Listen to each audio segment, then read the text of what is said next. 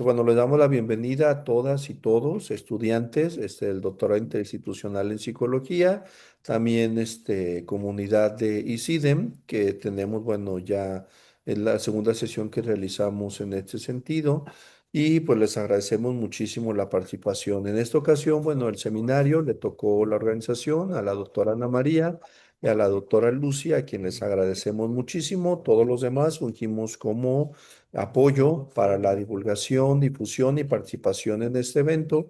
Y bueno, pues les damos la más cordial bienvenida y pues le damos también la voz a la doctora Verónica. Doctora Verónica, si gusta presentarse y también pues platicarnos un poquito del ICIDEN para quien no conozca. Claro que sí, muy buenas tardes a todos y a todas. Estamos muy agradecidos en el ICIDEM. El ICIDEM las siglas significan Instituto Superior de Investigación y Docencia para el Magisterio. Somos uno de los tres programas de posgrado que estamos bajo el auspicio de la Secretaría de Educación Jalisco. Concretamente, esta institución ofrecemos maestría en Ciencias de la Educación y el doctorado en Investigación Educativa. Y pues bueno, quiero dar las gracias al doctor Israel por esta invitación a este seminario permanente entre ideas y evidencias. Y pues estamos muy abiertos a la colaboración entre nuestra institución y el doctorado interinstitucional en psicología y muy agradecidos por esta invitación, esperando que podamos estrechar lazos y concretar proyectos que beneficien a nuestras comunidades educativas, tanto a nuestros docentes como a nuestros estudiantes. Pues muchas gracias y bienvenidos a todos. Muchísimas gracias, doctora. Bueno, le recordamos en el caso de quienes se conectan por primera ocasión, el seminario entre ideas y evidencias, bueno, tiene dos apartados en el que participan dos profesores, profesoras, y en el que se exponen tanto temas teóricos como pueden ser resultados empíricos o resultados de investigación.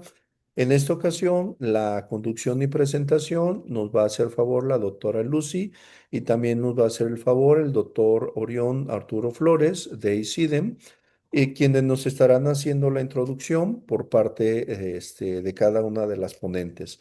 Los ponentes tendrían aproximadamente 45 minutos para hacer su presentación y posteriormente se dejaría un espacio de entre 10 y 15 minutos en caso de que hubiera preguntas, comentarios o observaciones.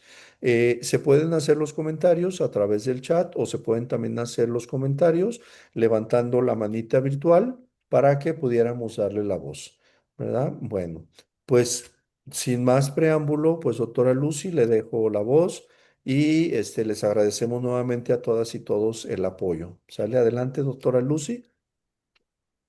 Buenas tardes, muchas gracias. Gracias, Israel. Bienvenidos todos. Muchas gracias, doctora Verónica. Como bien lo dicen, este es un trabajo colaborativo entre dos instituciones, bueno, entre siete, porque el doctorado constituye 6 universidades. Entonces, muy contentos por estar también hoy en esta ocasión presentando a la doctora Georgina Castillo Castañeda, quien es la primera conferencista, la doctora Gina. Ella es doctora en Ciencias de la Educación con especialidad en estudios de género. También es maestra en terapia familiar sistémica y es licenciada en psicología educativa. Profesora ya desde el 2005 en la Universidad Autónoma de Nayarit, por supuesto, y es partícipe ella del programa académico de psicología, de la maestría en terapia sistémica, actualmente también de la maestría en estudios de género y bueno, también es parte del doctorado interinstitucional en psicología. Ella también colabora en un proyecto de colaboración universitaria llamada Iwamatsi, que es una red de atención psicológica al exterior de la Universidad de Nayarit. Y bueno, también ella es parte del cuerpo académico Comunidades y Sistemas acá en Nayarit y haciendo trabajos de investigación, de vinculación y de formación de recursos humanos. Y bueno, sin más, bueno, no sin más. También ella pertenece al Sistema Nacional de Investigadores, nivel 1, y bueno, sin más la dejo a ella para que comience a platicarnos sobre su conferencia, que esta es parte de su línea de investigación, todo lo que es la competencias socioemocionales. Y bueno, en este momento ella nos va a traer el tema de el rendimiento al cuidado, una alfabetización emocional y bienestar como agenda emergente de la psicología educativa. Muchas gracias, doctora Georgina, y bueno, adelante. Muchas gracias, doctora Lucy, y gracias al DIP por la invitación y también al ICIDEM, que yo espero que colaboremos en muchas ocasiones juntos. Y bueno, me voy a permitir compartir la presentación.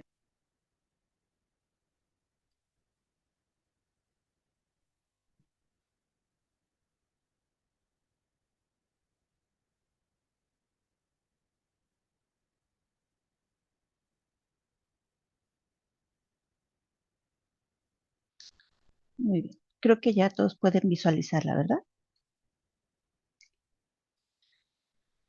Bueno, me gustaría iniciar avisándoles que puede resultar ser un tema polémico. Sé que hay muchos profesores entre nosotros. Me da gusto ver caras conocidas. Y bueno, quisiera iniciar con esta pregunta que seguramente puede incomodar a algunas personas o instituciones. ¿Qué pasa cuando la escuela logra buenos resultados, pero quienes la habitan, como el caso de los docentes, los estudiantes o el personal administrativo, están cansados, desconectados o emocionalmente desbordados? ¿Les suena conocido de alguna forma? A veces cuando hablamos de calidad educativa, hablamos mucho sobre los logros que obtienen, ¿no?, nuestros estudiantes. Hablamos sobre indicadores, cuántos profesores con tales perfiles tenemos, cuántos estudiantes con altas calificaciones o con alto desempeño, pero hablamos muy poco sobre las condiciones humanas que nos permiten o que hacen posible este aprendizaje y este enseñar también. Y bueno, ese sería nuestro punto de partida. Esta preocupación por el rendimiento es válida, sigue siendo legítima, es importante no dejar de visualizarla, pero me gustaría poner acento también en el aspecto socioemocional, porque en la actualidad no es suficiente solamente con preocuparnos por el rendimiento o por los indicadores. Necesitamos también reconocer la importancia de los vínculos, del bienestar y de tener o desarrollar este sentido de pertenencia a la institución en la que estamos o en el contexto en el que nos desenvolvemos. Y bueno, quiero traer al centro de la discusión esta pregunta: ¿qué cambia en la psicología educativa cuando dejamos de preguntar solo cómo mejorar el rendimiento y comenzamos entonces a preguntar también cómo sostener el bienestar, la pertenencia y el cuidado? Y bueno, el primer punto es el rendimiento por sí solo no basta para comprender la complejidad de la experiencia educativa. Durante mucho tiempo se han estudiado e investigado las condiciones que favorecen o dificultan el aprendizaje, y sabemos que las emociones son una variable importante en estos estudios. La psicología educativa por mucho tiempo se ha preguntado cómo mejorar el aprendizaje, cómo motivar más a los estudiantes, ¿no? Habemos profesores que decimos que a veces, aunque nos paremos de pestañas, los estudiantes no están motivados, no nos atienden. Y bueno, ¿cómo evaluamos entonces o cómo elevamos el desempeño en ambos aspectos, de forma que nos ayude a explicar el éxito o la dificultad escolar?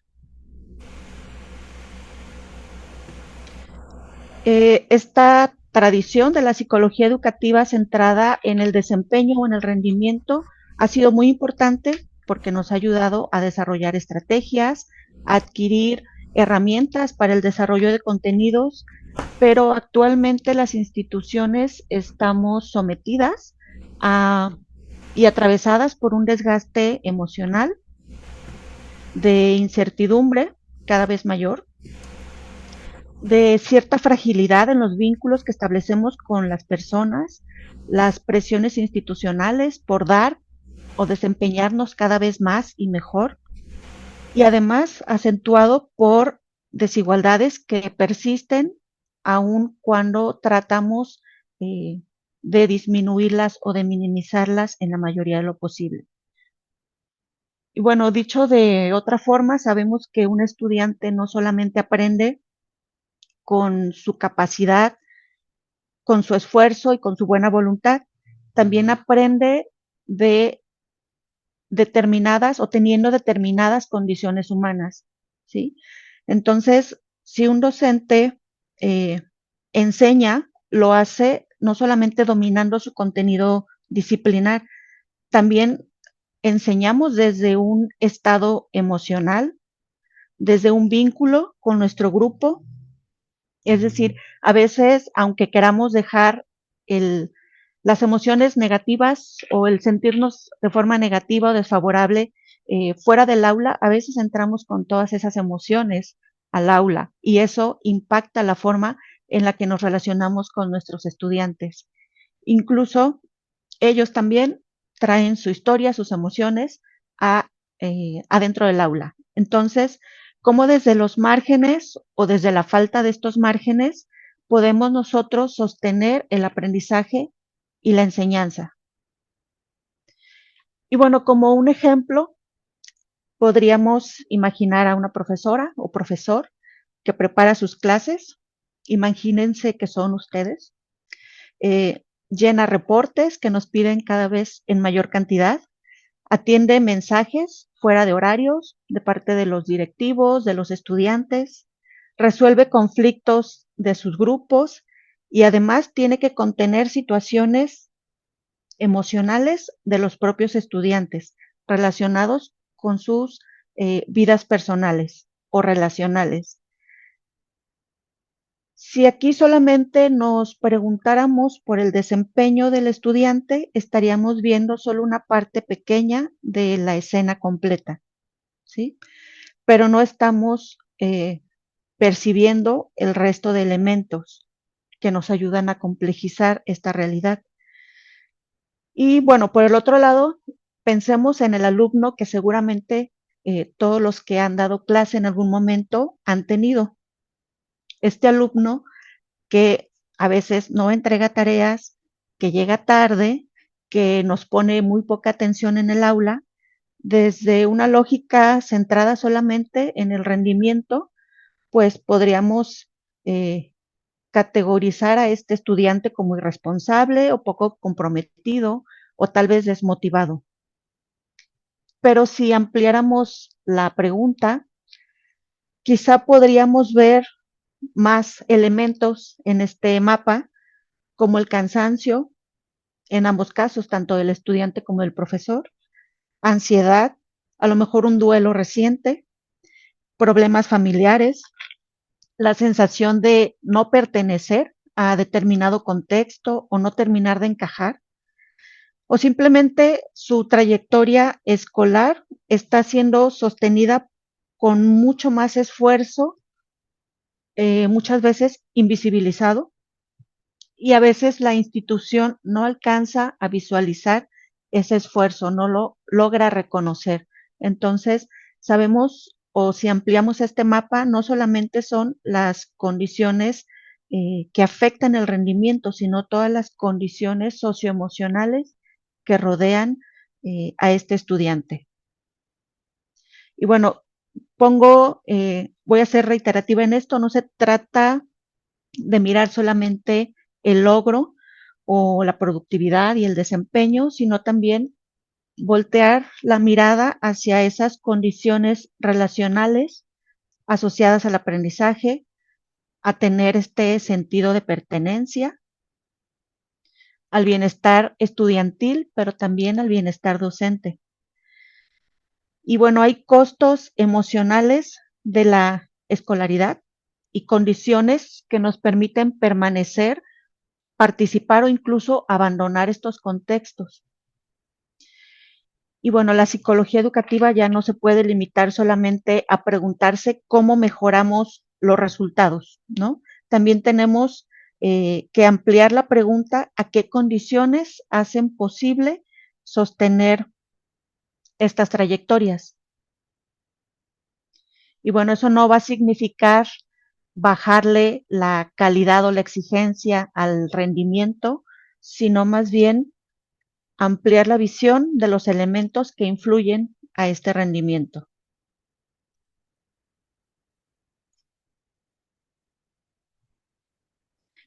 Y bueno, vemos esta preocupación por el rendimiento sigue siendo legítima y auténtica, pero en la complejidad de nuestro contexto actual también puede resultar insuficiente y necesitamos aprender que también este rendimiento depende de los vínculos, del bienestar, de la pertenencia. Y nos preguntamos qué sostiene o qué deteriora las trayectorias escolares, las trayectorias de los profesores, de los estudiantes, incluso de las instituciones.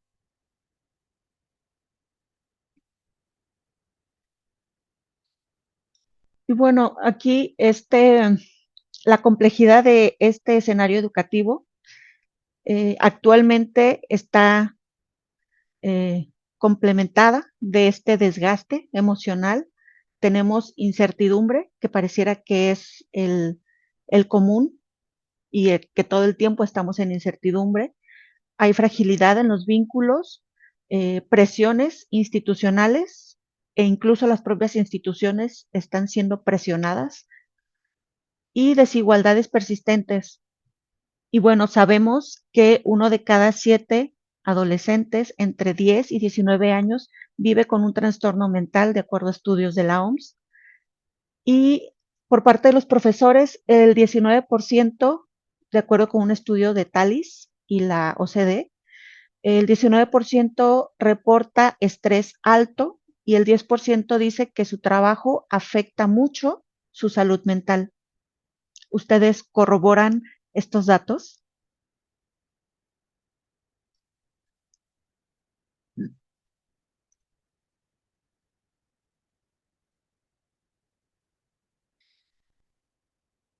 Antes de pasar a la definición de cuidado, me gustaría retomar que no se trata de abandonar la preocupación por el rendimiento, sino complejizarla, como se los estaba mencionando.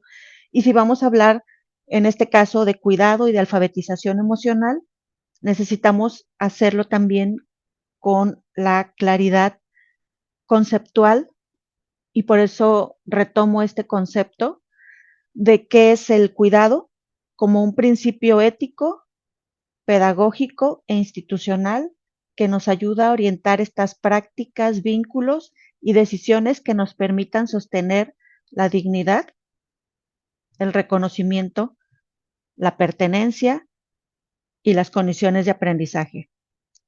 Y parece bastante complejo. Primero, necesitamos dejar de lado la idea de que cuidar es ser amable o tener una buena disposición por parte de los profesores, por ejemplo, puesto que este cuidado no depende únicamente de las características o de los rasgos de personalidad del profesorado, sino que en este caso sería el cuidado visto como una actitud individual, pero también como un estilo de organización escolar, de responsabilidades compartidas y que involucra también el clima institucional.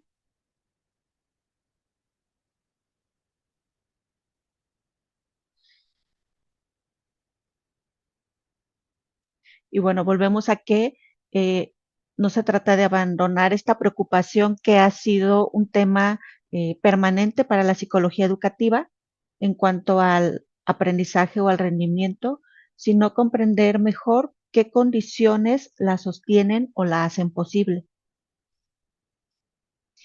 Y bueno, necesitamos tener una mirada mucho más amplia, una mirada que incorpore cuáles son esas condiciones relacionales del aprendizaje si realmente estamos teniendo un sentido de pertenencia a nuestra institución, si estamos logrando el bienestar estudiantil y docente, visibilizar cuáles son los costos emocionales de la escolaridad y las condiciones que nos permiten permanecer y participar.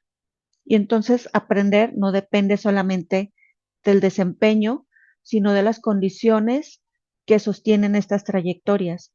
Pueden ser condiciones individuales, laborales, sociales.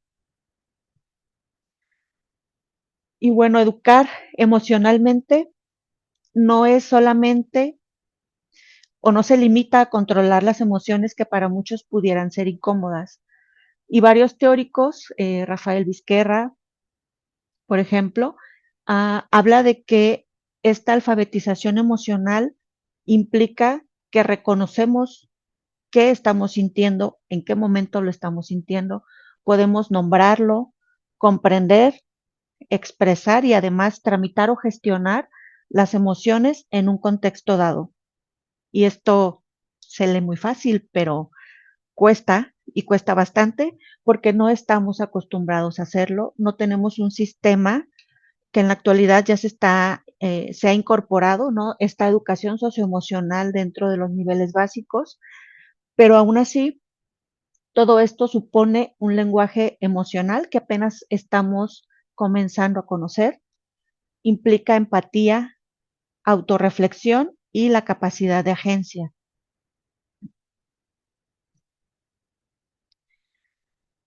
Y bueno, esta alfabetización emocional no solamente se trata de una adaptación individual, es decir, aquel que es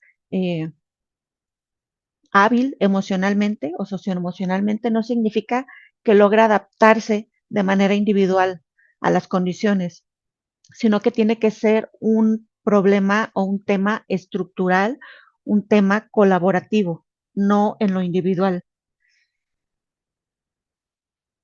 Y bueno, el cuidado no necesariamente desaparece de la escuela, porque a veces se redefine o se nombra bajo esta lógica del rendimiento y eso no es necesariamente cuidado. Y la escuela dice que cuida, pero bueno, estos dos autores, Dadban y Cuervo, dicen que el cuidado no desaparece, se reconfigura más bien bajo las lógicas de acción. Es decir, pareciera que en cuanto lo pensamos, eso lo va a resolver, pero aún necesitamos actuar y repetir estas acciones para que realmente se logre llegar a este nivel de cuidado dentro de las instituciones educativas. Y también señalan que importa tanto mejorar el logro como la evaluación y la trayectoria de estudiantes y profesores. Y entonces ponen énfasis en que el problema no es la ausencia de cuidado, sino cómo es que realmente lo estamos definiendo. Tendríamos que dejar de ver el cuidado bajo estos criterios de productividad. Es decir, no porque nuestra institución esté siendo cuidadosa con su personal y sus estudiantes, con la comunidad educativa en general, significa que hay mejores rendimientos, mejor desempeño, más altos indicadores o mejores indicadores, sino que tendríamos que ampliar esta visión donde no se limita solo a la productividad. Y bueno, por ejemplo, una escuela puede abrir un espacio de acompañamiento emocional. Hay departamentos psicopedagógicos en muchas instituciones y aunque esto pareciera positivo en un primer momento, si ese espacio se valora solamente porque mejora la asistencia del personal académico, hay menos faltas por parte de los alumnos, se reduce la cantidad de reportes o se elevan los resultados que se obtienen, entonces el cuidado queda subordinado solo a productividad y ese no es el cuidado del cual nosotros nos estamos refiriendo. Y bueno, ¿a quién beneficia ese cuidado? Esta propuesta nos habla de que tendría que beneficiar no solamente a los que ya se ajustan a la escuela, es decir, aquellos que de alguna u otra forma ya desarrollaron estas habilidades para adaptarse fácilmente a sus contextos. Pone énfasis también en invisibilizar las desigualdades relacionales y sociales y exige una ética del cuidado que sea sensible a la diferencia. Y entonces una escuela justa tendría que reconocer esos contextos, las diferencias, pero también las necesidades que lo sostienen, porque estos tipos de cuidado no impactan a todos de la misma forma. Generalmente favorece más, precisamente, como lo señalábamos, a quienes ya tienen desarrolladas estas habilidades o a quienes mejor se ajustan a la norma escolar. En cambio, quienes tienen desigualdades, precariedad, violencia, exclusión o tienen trayectorias más frágiles, ellos necesitan más que solamente el seguimiento y la exigencia, ¿sí? Necesitan también que les reconozcamos cuáles son esas necesidades o esas diferencias que ellos tienen. Necesitamos ser flexibles, escuchar, tener una lectura completa de su contexto y de cuáles son los vínculos que para estas personas son significativos y entonces desde ahí podremos empezar a construir una comunidad educativa de cuidado. Y entonces una escuela justa también reconoce estas diferencias. Y bueno, esa imagen es muy representativa de bullying, ¿no? Donde se ataca a la diferencia. Y bueno, las emociones son muy variables, perdón. No son elementos aislados, emergen siempre en una interacción, están normalizadas mediadas bajo normas o significados que el mismo contexto desarrolla. Nos permiten también leer cuál es el clima institucional y nos permiten identificar las relaciones de poder que se dan al interior de las instituciones, ya sea dentro del aula de estudiantes o del aula de profesores. Las emociones también nos informan sobre cómo se organiza el mundo escolar.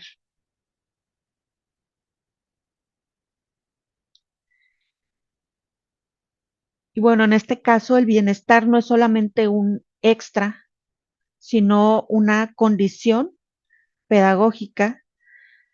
Y se me pasó esto mencionarlo al inicio, pero fue una propuesta de Gilligan en los 80s. Ella lo llamó ética del cuidado y Noddings lo llamó ética relacional en los 90s. Y nos dice cómo podemos pasar o cómo podemos llegar a esta ética del cuidado, donde necesitamos aprender con sentido, enseñar sin agotamiento. ¿Cuántos de los profesores que estamos conectados en este momento pueden afirmar que enseñan sin agotamiento? Otra condición que nos dice es necesario aprender a sostener esos vínculos que se desarrollan al interior de las instituciones y construir en comunidad. Y bueno, nos habla de 3 niveles que nos permiten desarrollar este bienestar. Un primer nivel, que sería el bienestar de los estudiantes. Aprender con sentido requiere que estos estudiantes lleven un acompañamiento, que se les reconozca y que desarrollen su sentido de pertenencia a un grupo social generalmente conformado por sus amigos. En un segundo nivel tenemos el bienestar docente o del profesorado. Y aquí probablemente muchos o muchas de nosotros pueden reconocer en este punto que generalmente hay instituciones que son cuidadoras con sus docentes, pero hay otras que están sobrecargando a sus profesores o que se sienten solos o abandonados por su institución, incluso emocionalmente desbordados. Si una maestra o un maestro debe sostener el tema académico y además el tema relacional, lo emocional de sus alumnos y lo propio, lo administrativo y además responder a las demandas crecientes donde te dicen es para hoy, con muy poco respaldo. Entonces el cuidado de toda nuestra comunidad termina recayendo solamente en la buena voluntad de unas cuantas personas y eso no permite el sostenimiento del bienestar. Entonces, el cuidado debe descansar en las redes de apoyo, en el liderazgo relacional, en los tiempos y los espacios institucionales, pero también en una distribución colectiva de responsabilidades, donde no solamente unos pocos se encarguen de todo. Y bueno, como tercer nivel está el bienestar institucional. Esto significa que no es suficiente con pedir que cada persona gestione mejor sus emociones, sino que también la institución tiene que preguntarse qué clima está produciendo o propiciando para su comunidad, cómo está distribuyendo las cargas de trabajo, qué escuchas se están habilitando, qué vínculos fomenta y qué formas de reconocimiento eh, están haciendo posibles el bienestar a estos tres niveles. Y bueno, cuando hablamos de cuidado, en realidad también estamos hablando de organización y esta es la parte que le toca a la institución. Y bueno, identificamos una serie eh, de desplazamientos. Bueno, aquí tenemos otro dato acerca de las posibilidades de cuidado. Nos dice, no hay cuidado posible cuando tenemos docentes sobrecargados y según la OCDE también, el 52% de los profesores reporta estrés por carga administrativa y el 40% estrés por la responsabilidad del bienestar socioemocional de sus alumnos. Entonces, eh, creo que muchos profesores no se sienten eh, preparados para abordar todas estas necesidades. Es decir, una sola figura no va a sostener tanto el cuidado como el bienestar de una comunidad. De ahí que hablamos de la distribución de estas cargas. Y bueno, para que nuestra institución sea una institución cuidadora, necesita desarrollar estas condiciones de cuidado. Y bueno, hablamos de estos desplazamientos, ¿no? Lo que tendríamos que cambiar a través de la psicología educativa, pasar de un déficit individual a un análisis relacional, pasar de una reacción o de la reacción a una prevención vincular, de evaluar solamente los resultados a evaluar condiciones de aprendizaje, de talleres aislados a transversalidad socioemocional y de que sea nuestro estudiante el único foco a enfocarnos más o extender la visión hacia la comunidad educativa.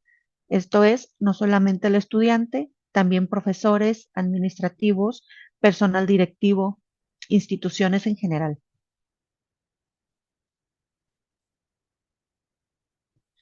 Y bueno, esta agenda emergente de la psicología educativa no se trata de sustituir el rendimiento o el aprendizaje, sino de rehumanizarlo a través de las relaciones, la pertenencia, emociones, dignidad y justicia educativa.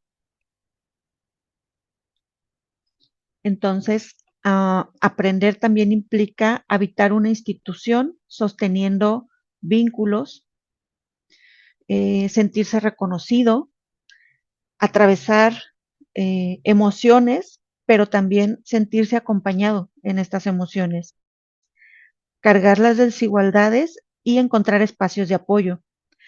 Y entonces el rendimiento, pasar del rendimiento al cuidado no implica abandonar la exigencia, eh, sino preguntarnos en un nivel más profundo en qué condiciones se aprende, qué vínculos sostienen las trayectorias de estudiantes y de profesores, qué relatos nombran a estudiantes y a docentes, qué tipo de comunidad educativa estamos construyendo. ¿Sí? Y bueno, este llamado a repensar o ampliar la visión a estas condiciones institucionales sería también una forma de mirar de una forma diferente lo que hacemos. No se trata de hacer más, sino de hacer las cosas de una forma diferente. Dejar de pensar del cuidado como un extra que nos ayuda a suavizar las condiciones de aprendizaje, sino que empecemos a verlo más como una condición del trabajo educativo, de manera que no reduzcamos el bienestar solamente al desempeño y que aprendamos a defender esta idea de que una escuela justa también implica que además de obtener buenos rendimientos, trabaja por la dignidad de su personal o de su comunidad, reconoce los esfuerzos y que lleva una vida académica en común. Y entonces, pues no basta con mejorar indicadores. La educación que es verdaderamente formativa también debe aprender a sostener a las personas que habitan esta comunidad educativa, ¿no? Y bueno, esa sería la idea con la que yo quisiera cerrar esta ponencia. Y bueno, estoy abierta a sus dudas, comentarios.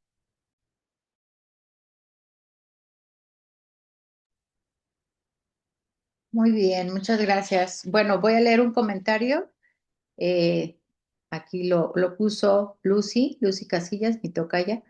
Como afirma Daniel Goleman, la inteligencia emocional es igual o más importante que la inteligencia cognitiva. Y bueno, dejamos este espacio para quien desee compartir alguna reflexión o hacer alguna pregunta. Adelante. Levanten su mano como nos indicaba el doctor Cristian a través de la plataforma para yo visualizar.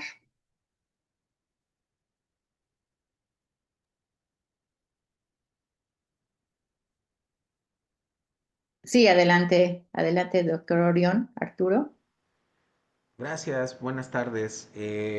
Primero que nada, pues un reconocimiento, una felicitación, doctora Gina, por su ponencia. Y un poco, una de las últimas ideas de fuerza que nos compartió ahorita en su exposición era justamente esta que usted tituló en la diapositiva, ¿qué cambia en la psicología educativa? Y creo que esa es una pregunta muy fuerte porque justamente nos encontramos en un tiempo convulso y de transiciones en donde el regreso a los cuidados, al tejer redes, a tejer tramas, se vuelve no solamente una buena práctica, o sea, escapa al ámbito de las buenas prácticas y se convierte en una urgencia por el hecho de que tenemos que preservar la integridad socioemocional de todas las personas que conforman una comunidad educativa. Eh, ¿Qué tan de acuerdo estaría usted, doctora? O más bien, ¿cómo esto lo podemos acompañar o potenciar desde las instituciones educativas a través de, pienso yo, ejercicios de empoderamiento colectivo? Porque siento que una de las principales eh, razones y efectos de esta crisis socioemocional que nos atraviesa en las instituciones educativas tiene mucho que ver precisamente con un desempoderamiento y una desmovilización tanto individual como colectiva de los actores educativos. ¿Cómo podemos pasar de la perplejidad a la acción? Porque siento justamente que esa es la idea de fuerza que se esconde, es transversal a la presentación, pero justo esta diapositiva, ¿qué cambia en la psicología educativa? Creo que lo que cambia es justamente una vuelta al actor, pero no tanto al actor como sujeto de estudio u objeto de intervenciones, sino el actor como persona individual y colectiva con una capacidad de reflexión, que ya la vimos aquí, ya existe esa capacidad de reflexión, porque las y los docentes y todos los integrantes de las comunidades educativas se dan cuenta del estado en el que existen, de las problemáticas que les atraviesan y demás. Pero, ok, ¿cómo pasamos del diagnóstico o de eso a una acción que permita construir comunidades en ese sentido amplio, ya no de gente que coincide en un lugar, sino gente que se realiza profesionalmente por un lado, sí, o sea, van por un certificado, un crédito, un título, un tal, pero también que se realiza socioemocionalmente en colectivo. ¿Cuáles serían las pautas para construir una comunidad con estas características? Vaya, es cuanto. Muchas gracias. Gracias, doctor. Creo que los espacios educativos y nuestros espacios laborales es donde mayormente tejemos nuestras relaciones. Por ejemplo, conozco a la doctora Lucy desde que éramos estudiantes de licenciatura, no voy a decir hace cuántos, muchos años, y hemos mantenido este contacto, ¿no? Entonces, es a través de estas redes que tejemos, como bien lo señalaba, que se van construyendo o se va ampliando este entramado. Pero creo que en el momento en que las instituciones nos permitan espacios de escucha, ese pudiera ser un primer paso para llevar de lo que todos alcanzan a visibilizar para comenzar a pasar a la acción. Es decir, abrir espacios de escucha, revisar cómo cada uno de los actores está nombrando eso que para otros es el error, cómo lo nombran ellos, ¿no? Recuerdo el trabajo de una compañera de maestría que recién se tituló. Ella estudiaba a los estudiantes que reprobaron o estaban recursando el bachillerato y una de las estudiantes a las que ella entrevistaba le decía, no me llame recursadora, ¿sí? Es decir, esta chica era una estudiante que estaba volviendo a tomar, a repetir el año escolar porque había reprobado sus materias, pero como esta etiqueta que para nosotros pudiera ser un nombre administrativo para distinguir a las personas por su desempeño en el contexto escolar, para ella era parte de su identidad, ¿no? Es decir, si me llaman recursadora, me implica que estoy desempeñando o no estoy desempeñando ciertas expectativas que se tienen sobre mí. Entonces, creo que abrir espacios de escucha puede ser el primer paso para identificar en dónde podemos comenzar a actuar. Muy bien, gracias. ¿Alguien más quisiera comentar algo, preguntar algo, reflexionar algo?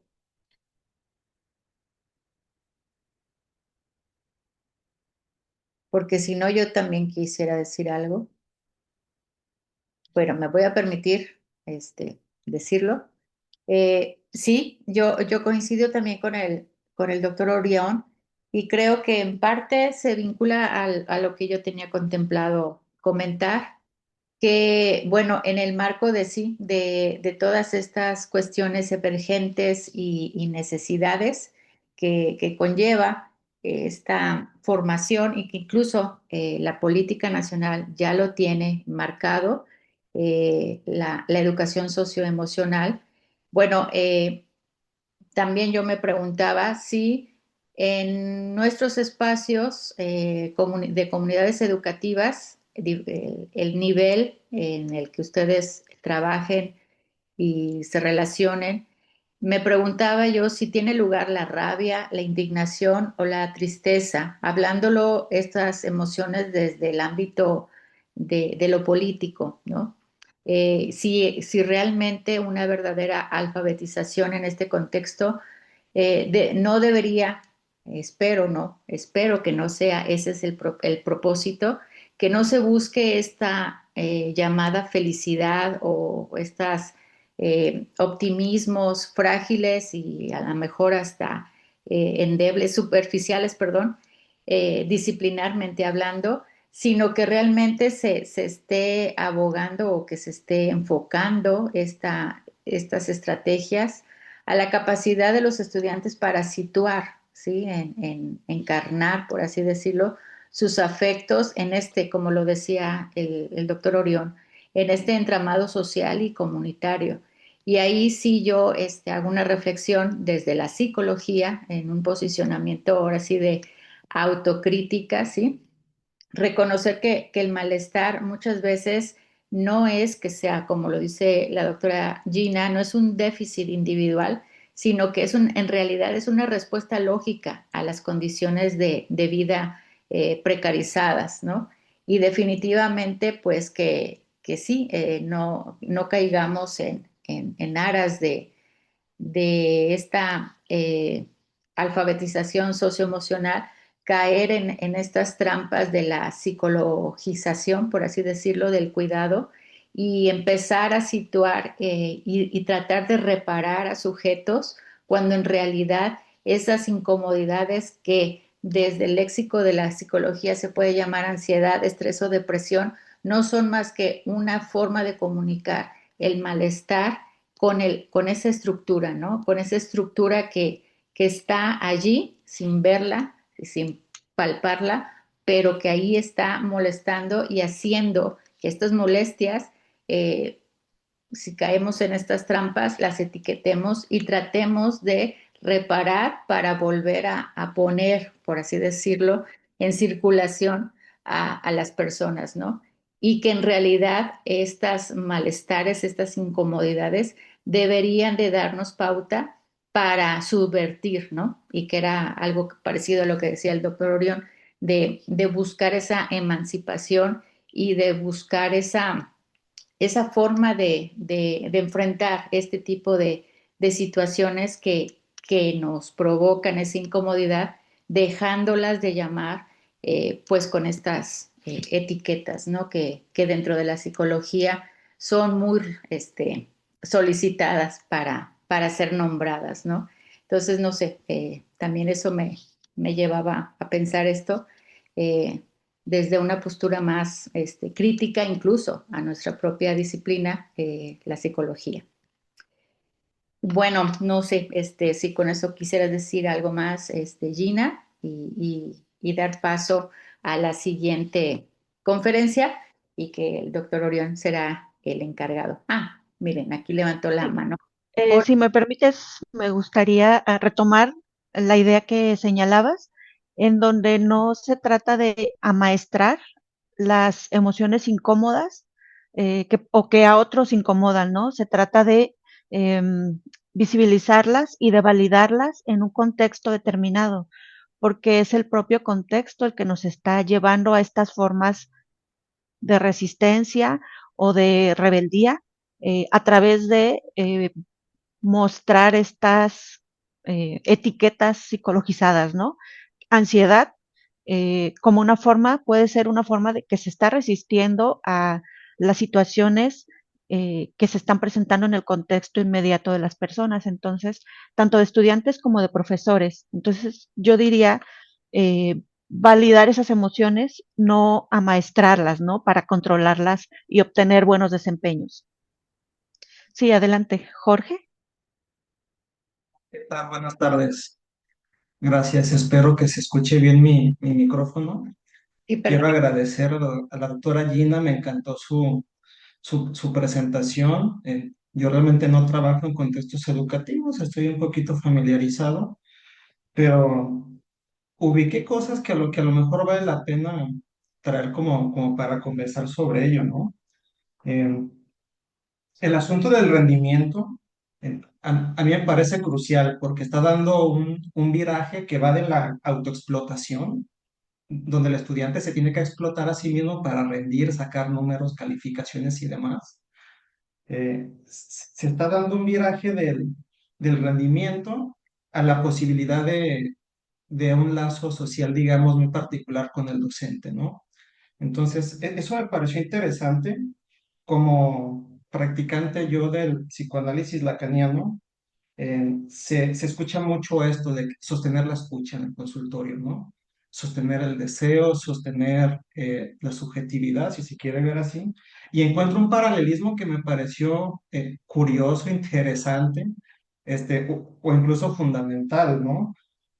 ¿Cómo a partir de esta posición del que sostiene se puede posibilitar algo más?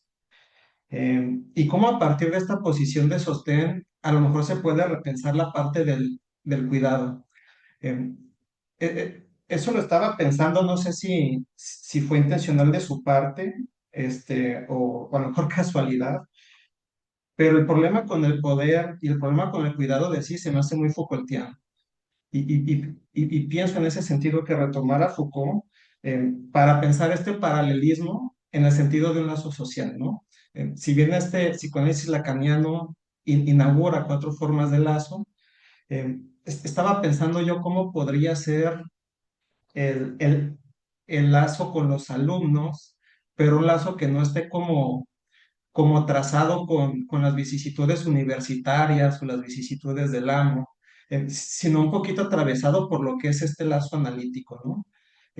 Digo, no vamos a psicoanalizar a los alumnos, pero es innegable que aparece esa cosa llamada transferencia en el aula y eso posibilita un rendimiento no basado en el número, sino un rendimiento mejor basado eh, en la inmanencia humana, por decirlo de alguna manera, ¿no? Entonces, más o menos en esto va mi comentario.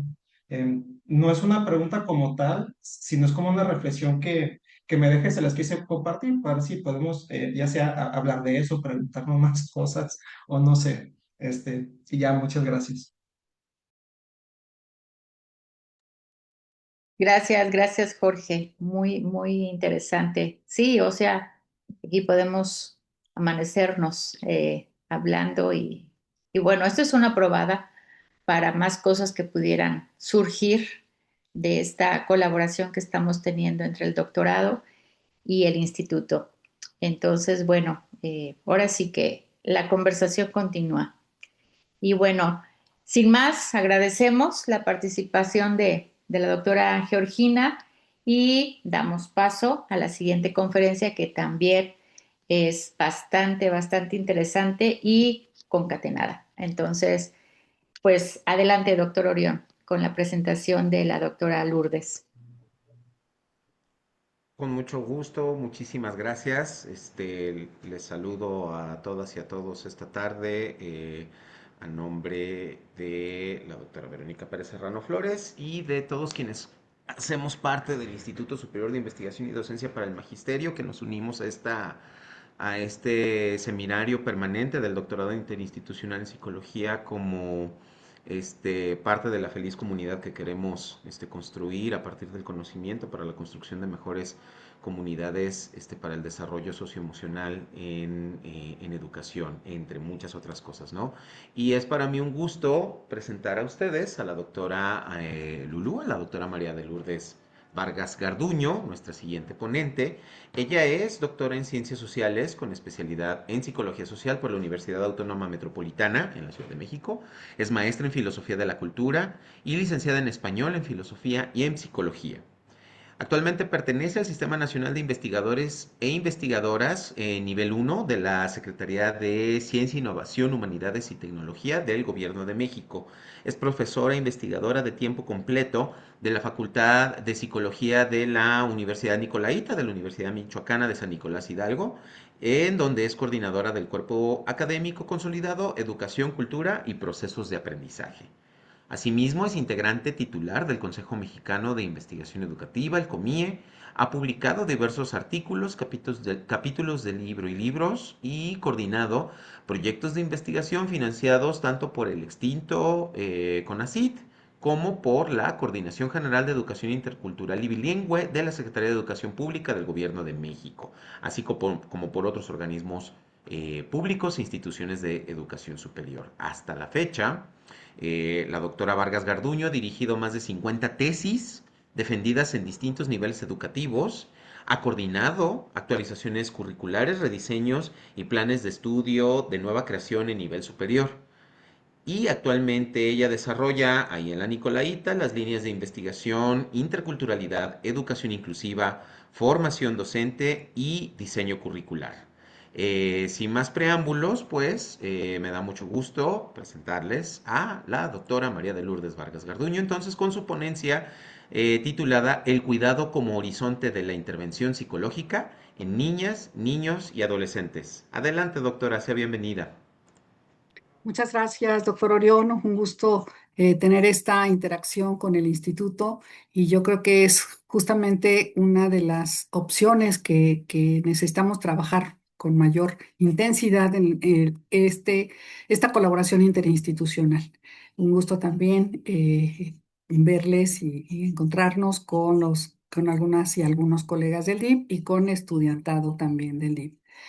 Eh, Muy bien, pues muchas gracias por la presentación. Creo que va a venir muy al caso lo que acaba de presentar la doctora Gina con los comentarios que voy a permitirme compartir y que, bueno, no sé si puedo compartir pantalla o si tengo permisos.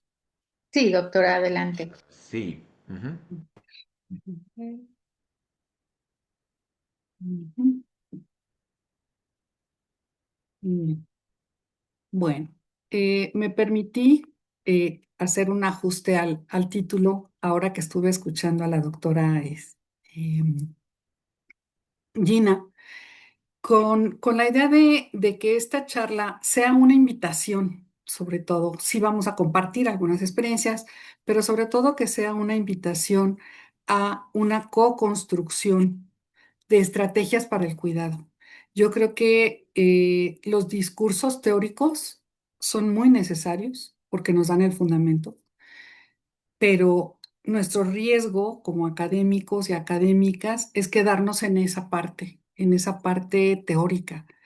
Entonces, queremos compartir, bueno, quiero compartir algo que no es un trabajo particular mío, sino de nuestro cuerpo académico al que pertenece la doctora Ana María Méndez. Ella fue también fundadora de nuestro cuerpo académico.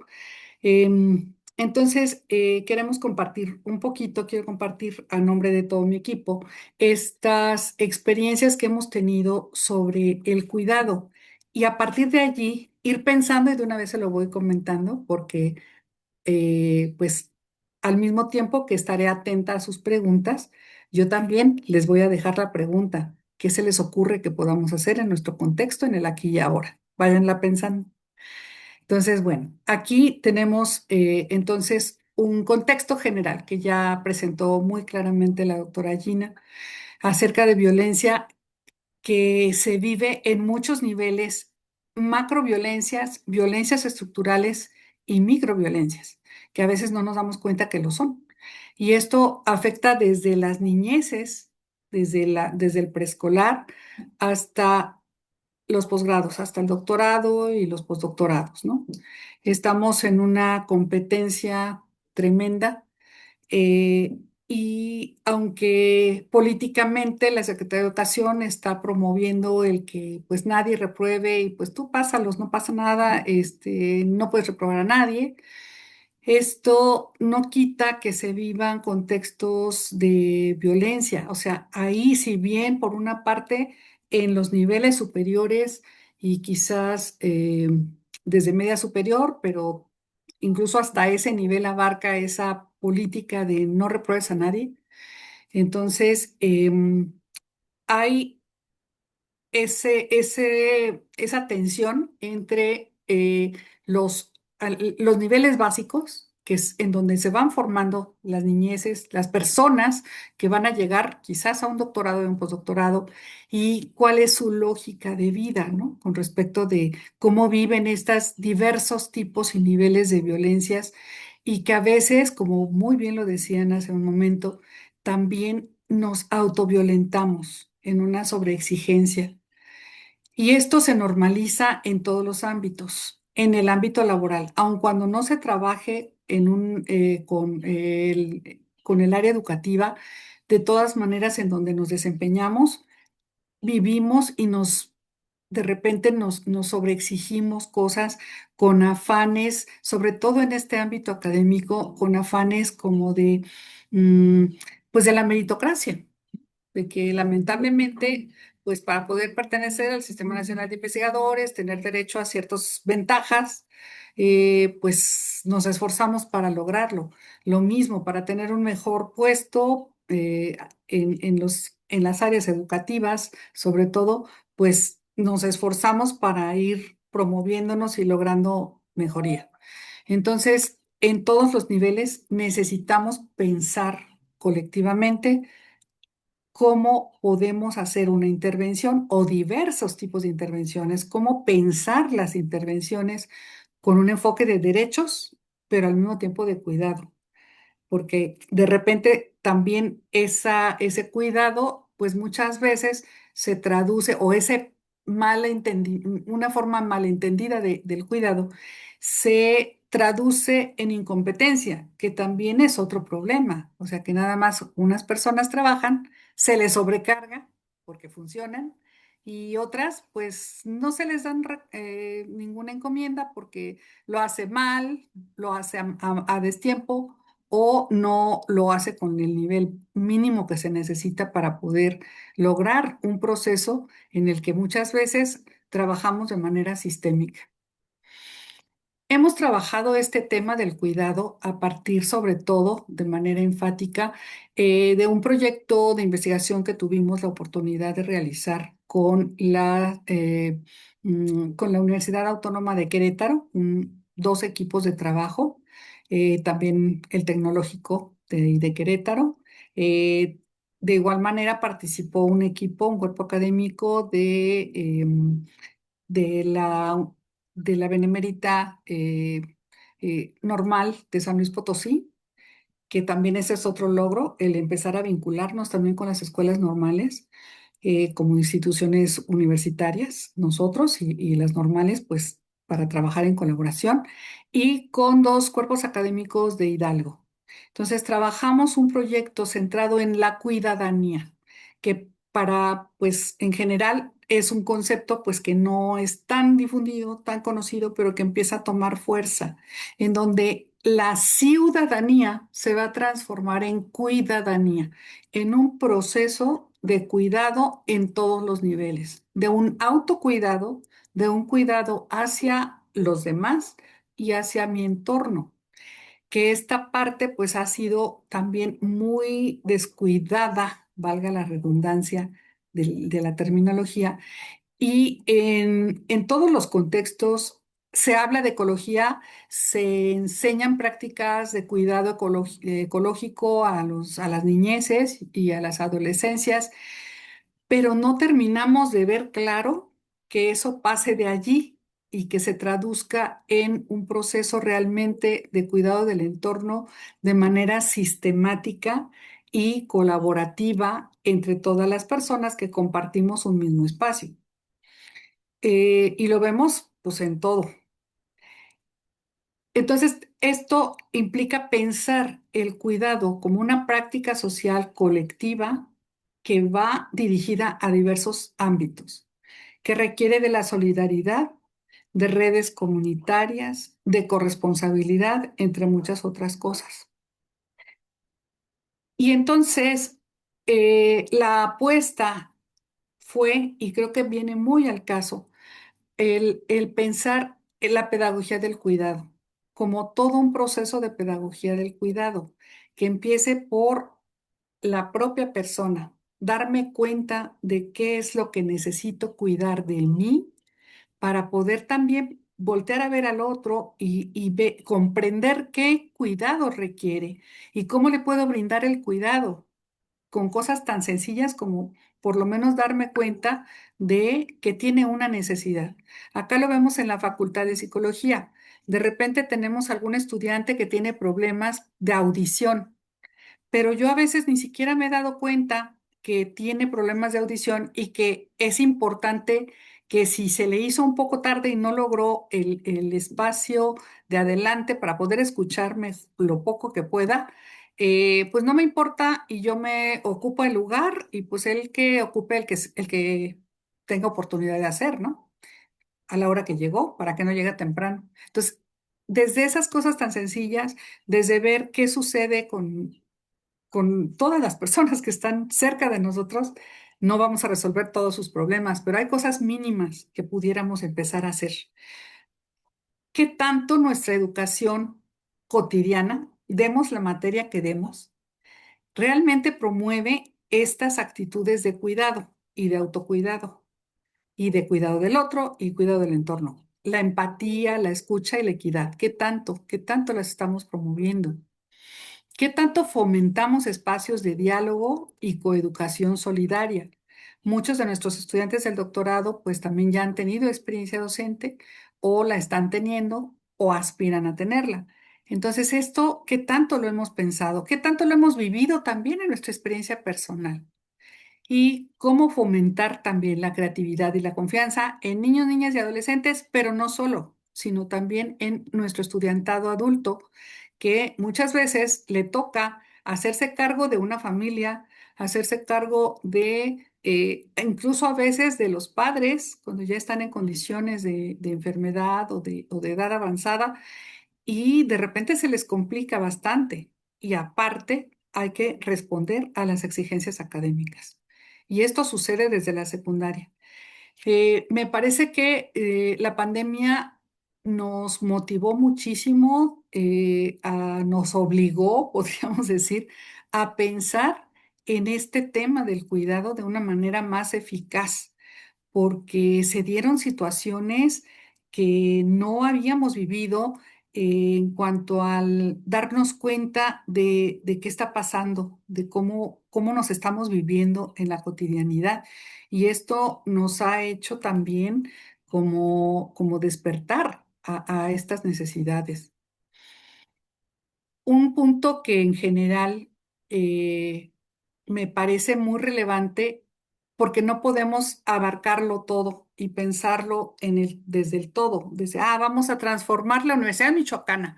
Híjole, pues yo creo que eso está dificilísimo. Cada una de nuestras instituciones en las que estamos insertos o insertas, pero sí podemos empezar por algo más limitado, más delineado y empezar a pensar en diagnósticos. A lo mejor no podemos pensar en toda la institución, pero quizás sí, al menos en nuestro grupo con el que trabajamos. Dice Stephen Covey que nuestro ámbito de preocupación es muchísimo más amplio que nuestro ámbito de influencia, que se reduce a algo muy pequeño. Pero si por lo menos identificamos ese ámbito de influencia y tratamos de diagnosticar qué está pasando, qué tipo de cuidados se requieren, cómo se está viviendo esto, pues podemos empezar por ese pequeño ámbito, por un grupito tan pequeño como el que se ve aquí en la foto. Y con esos pequeños grupitos se va pudiendo hacer algo, porque esas personas van a crecer y en un momento dado, si recibieron una influencia positiva, si abrieron su horizonte y pudieron empezar a visualizar diferentes maneras de proceder, de actuar, pues eso ya va a repercutir en por lo menos algunas familias, por lo menos algunos espacios laborales, etcétera. Y esto es algo que me parece fundamental. Primero, como ir delimitando, decía por ahí también en muchos cursos que luego se dan de superación personal y para vendedores y cosas así, ¿cómo te comes un elefante? Los problemas son los elefantes, ¿no?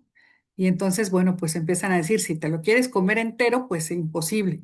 Pero si lo empiezas a partir en pedacitos, entonces, pues a lo mejor vas a poder comértelo, ¿no? Entonces, esto es un poco esta idea, es de este diagnóstico, de empezar a partir en pedazos más pequeños que podamos abarcar dentro de nuestras limitaciones, pero sí hacerla, porque si vemos el mare magnum de la institución, pues nos va a apabullar y vamos a decir, no, pues sí, como vemos muchas veces a lo largo de la historia, no solamente en este momento, en la historia de México, que decimos, ay, pero ¿qué pasa aquí? ¿Cómo esto? Pero pues, ¿qué puedo hacer? Y se queda en plática de café y tan, tan. Entonces, pues que ojalá esto no se quede en plática de este momento, en unas charlas muy lindas, una participación muy bonita, sino que nos llevemos como un pequeño compromiso de ver en mi ámbito de influencia, ¿qué puedo hacer? ¿Qué hicimos nosotros en ese momento que trabajamos con niñas, niños y adolescentes? Empezamos a elaborar folletos a partir de los diagnósticos que habíamos hecho. Perdón. a partir de los diagnósticos que hicimos, entonces empezamos a crear unos textos de divulgación. Ahí vemos algunas portaditas con temas como cuidadanía, la participación, la violencia estructural, el género, la adolescencia, la difusión, y se difundió en escuelas y en barrios. ¿Por qué me detengo en esto? Porque si es algo que se trabajó con niños, ¿qué tiene que ver con nosotros? Bueno, pues uno de nuestros temas como cuerpo académico y que domina la doctora Ana María y es siempre nuestra guía en ello, es la lectura y la escritura. A veces parece que es algo solamente herramental y que es algo que nada más nos va a resolver para hacer una tesis, para hacer un ensayo, para entregar tareas, para comunicarnos de manera general. Y se nos olvida que la lectura y la escritura tienen un poder más grande, tienen un poder terapéutico, tienen un poder también un poder epistémico, tienen una función epistémica y entonces nos permiten tomar conciencia de cosas. Muchas veces, a partir de un texto, se puede ir analizando cosas. Una de las apuestas una que se están manejando ahora en la Secretaría de Educación en Jalisco, y que espero que no sea solo una moda, y no sé en otros estados si se esté haciendo también, pero que es algo que no es nuevo completamente, pero que se está retomando a las aulas y que es las comunidades de aprendizaje para la vida. Y a mí me parece relevante, una de mis áreas que he desarrollado más es el trabajo con la cultura indígena, con la cultura purépecha. Y algo que yo he admirado siempre es esa mirada comunitaria, esa toma de conciencia comunitaria, ese comunitarismo, la comunalidad, que se ha ido perdiendo lamentablemente por la influencia individualista que tenemos en el mundo occidentalizado, pero que es algo que yo creo que deberíamos aprender, esta parte de cómo ser comunidad y que cómo aprender a ser, porque justamente este individualismo ha favorecido esas violencias de todo tipo. El clima violento que vivimos en México y pues en el mundo se ha favorecido por ese individualismo. Yo estoy, pues en tal colonia pasó tal cosa. Bueno, pero no es mi colonia, ¿no? Bueno, pero no me pasó a mí. Bueno, pero no es alguien que yo conozca.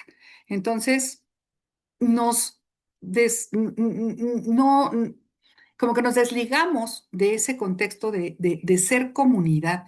Y esto yo creo que es una apuesta que pudiera ser importante en todos los niveles y en el nivel de educación superior también lo es. Tenemos una experiencia que pues no podríamos decir que es así como el non plus, ¿verdad? Pero que es una probadita de algo que pudiera darse y que puede madurar, que es un grupo de estudiantes de licenciatura hemos denominado Nicolaitas Incluyentes, ellos mismos se autonombraron, y que se abrió en primera instancia como para apoyar al estudiantado que venía de comunidades indígenas o que tenía alguna necesidad particular, alguna condición, etcétera, ¿no? Y que se ha ido abriendo a quien desee formar parte de un grupo que quiera promover la inclusión. Entonces, sí es posible el que vayamos construyendo pequeños grupos que se constituyan a su vez en comunidades. Y una de las estrategias que se recomiendan mucho para estas comunidades es también esa lectura, las tertulias literarias que seguramente ustedes conocen, en donde se propone un texto que generalmente es de un texto que surge de la literatura universal, se selecciona y se va construyendo, se van comentando, se van analizando, pero no tanto desde lo literario, sino desde la persona, desde la vida, desde la experiencia. Y esto, pues, fue un poco la idea con estos folletitos y que además muchas veces lo que las personas que forman parte de esos pequeños grupos comparten, que ellos también puedan escribir, pues esto va a ser también relevante el poderlo comunicar a otros y aprender unos de otros, unas personas de otras. Esto, bueno, pues, se implementó en escuelas, en secundaria, tal, pero bueno, como les decía, aquí también esto se puede implementar y se ha implementado en algunos momentos con en la universidad, para que se generen reflexiones, esas reflexiones que se comparten y se analizan. En licenciatura se logran cosas bien interesantes, aunque estas son ejemplos de secundaria, pero bueno, hay mucho trabajo que hacer. Y me gustaría, más que hablar mucho, escuchar y co-construir con ustedes algunas ideas, reflexionarlas, pensarlas, proponerlas y ver qué podemos implementar en el DIP, por ejemplo. ¿Qué podemos implementar con el apoyo del instituto? ¿Cómo podemos enriquecer al instituto, etcétera? Entonces, yo parto de estas ideas. Es importante fortalecer y desarrollar procesos de co-construcción, que no solamente las autoridades, no les dejemos la tarea solo a las autoridades, decía María Bertelli, hay que empezar a hacer los procesos de transformación desde abajo, de abajo hacia arriba, no solamente de arriba. Esto no quiere decir quitar responsabilidad a las autoridades, pero que no podemos solamente echarles la culpa, porque entonces, pues yo no tengo que hacer nada, yo no tengo responsabilidad en este proceso, ellos son los que no hacen, y si no funciona, pues qué pena, ¿no? Qué mal lo hicieron, ¿sí? Si algo funciona, qué bien lo hicieron, pero yo no me implico, y de eso no se trata de implicarnos en los procesos de cambio. Tener conciencia del cuidado, darnos cuenta de qué cuidados requerimos. Muchas veces de verdad que sí nos sobreexigimos demasiado y a veces decimos, a ver, ¿y como que por qué? O sea, como que ¿por qué? ¿Por qué tengo que hacerlo así? ¿No puede ser diferente? Pensemos, ¿qué pudiera ser diferente? Luego, la cuidadanía debe incorporarse al currículum. Esto también es algo que reflexionábamos con nuestros equipos de trabajo y que también lo pongo sobre la mesa. Este proceso de construcción de ciudadanos a partir del cuidado, de unos ciudadanos que se cuidan, que saben formar comunidad y se preocupan por ella, pero no nada más se preocupan, sino también se ocupan en la medida de los límites. Y el currículum educativo, esto no quiere decir que vamos a meter una materia que se llame cuidadanía en todas las universidades. Pues no necesariamente, sino cómo la vamos a traducir. Estos procesos de los que hablábamos al principio, cómo se van a ver en la cotidianidad, cómo se van a traducir en el currículum sin que sea así como el modelo, ni mucho menos, pero empezamos a tener esta intención en la última revisión curricular que hicimos de la licenciatura en psicología en la facultad, ahí en la Michoacana, en donde una de las competencias del perfil del egresado es justamente algo relacionado con el cuidado, que sea, porque se nos pierde de vista que primero somos personas y después somos los excelentes profesionistas que ustedes quieran, pero primero somos personas y se nos olvida que lo somos. También la promoción de derechos humanos y ciudadanía responsable. Los derechos humanos tan hablados, donde quiera se mencionan, todo el mundo alude a ellos, pero están en muy bonitos papeles. ¿Dónde está? ¿Dónde está la aplicación, la vida de esto? Pues no se ve. Y bueno, cierro con nuevamente con pues el fortalecimiento de la idea. Mientras no hagamos redes de apoyo en donde tengamos en cuenta la individualidad de las personas, el papel de la escuela, el papel de la familia, el papel de la comunidad y de todos los ámbitos en los que nos movemos, incluso de nuestro entorno, pues no vamos a poder lograr realmente cuidarnos y nos quedaremos en lindos discursos. Entonces, bueno, pues he ahí el gran reto que cada quien tenemos y que tenemos que empezar por nosotras y nosotros mismos. ¿Qué podemos hacer? Y eso sí está en nuestro ámbito de influencia. Entonces, bueno, pues abro el espacio para sus preguntas y sus aportaciones. Muchísimas gracias, doctora Lulú. Creo que son provocaciones muy, muy interesantes porque nos interpelan en la medida en la que somos parte constitutiva todas y todos nosotros de diferentes comunidades educativas. Ahorita es la del doctorado, pero cada quien tenemos nuestras propias comunidades de práctica y esto nos Ujú. interpela, insisto, a ver cómo materializamos estos principios, cómo podemos coadyuvar a construir la ventana de oportunidad por la cual se cuele la posibilidad de construir ciudadanías, desde la diversidad, desde la lógica del cuidado, desde el diálogo intercultural, desde procesos que promuevan equidad e inclusión con justicia social. Creo que el gran objetivo de todo esto es finalmente alcanzar ese nuevo estadio en el cual construyamos de abajo hacia arriba. Ujú. Eh, y es una invitación interesantísima. Abrimos el espacio, compañeras, compañeros, para sus intervenciones, para sumarse a esta invitación, cómo lo harían, cómo lo piensan, cómo lo sienten. Maestra Estefanía Montserrat, por favor. Hola, muy buenas tardes. No sé si Buenas se me tardes. escucha. Sí, te Eh, escuchas muy bien, Monse. Perfectamente. gracias.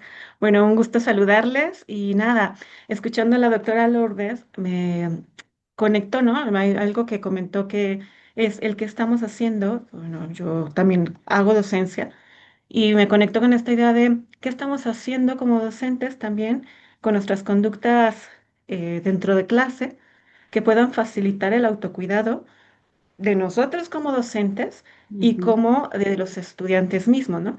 Porque pensando como en una especie de aprendizaje vicario, pues incluso pensaría que a lo mejor para algunos alumnos podemos llegar a ser modelo, ¿no? Y si Exacto. nosotros como docentes, eh, pues no tenemos actividades de autocuidado, sin dejar de lado, pues ¿cómo decirlo? La calidad.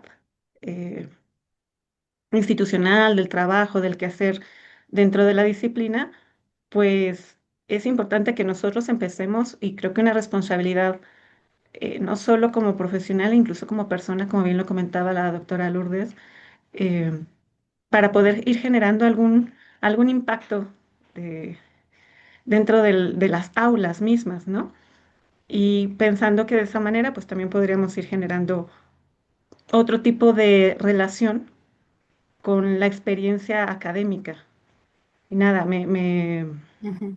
me conectó y también me generó un montón de inquietudes en términos de interés y curiosidad.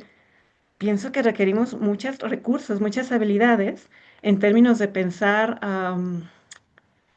cómo fomentar el autocuidado. Porque Ujú. justamente si vivimos en una sociedad que constantemente exige productividad, ¿no?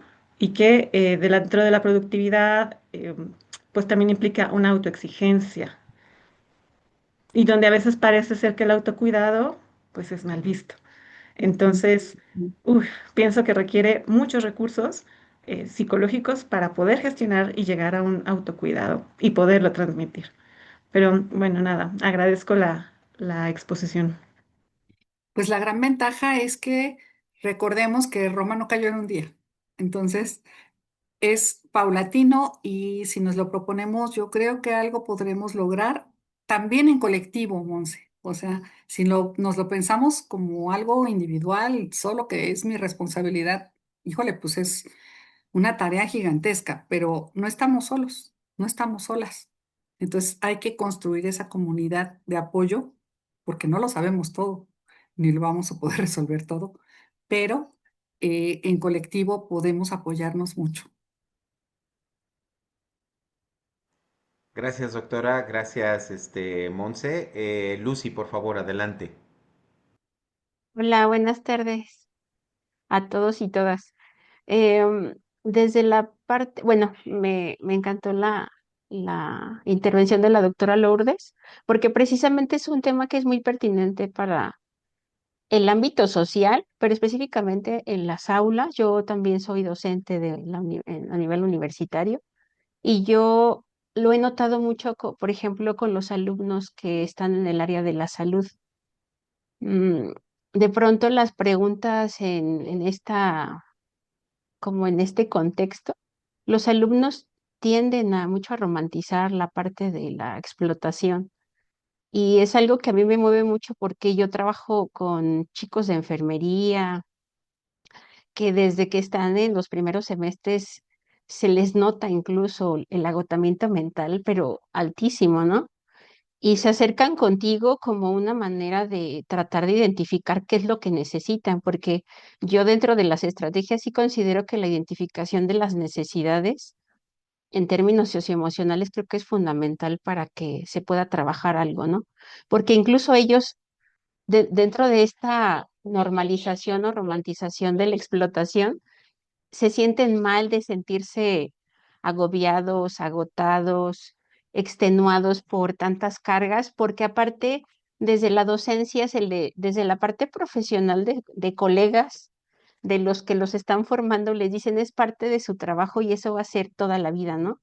Entonces ellos se sienten mal porque dicen, entonces no voy a ser un buen profesional, tengo que saltarme comidas, no dormir bien porque es parte de mi trabajo, o sea, siempre me voy a sentir así.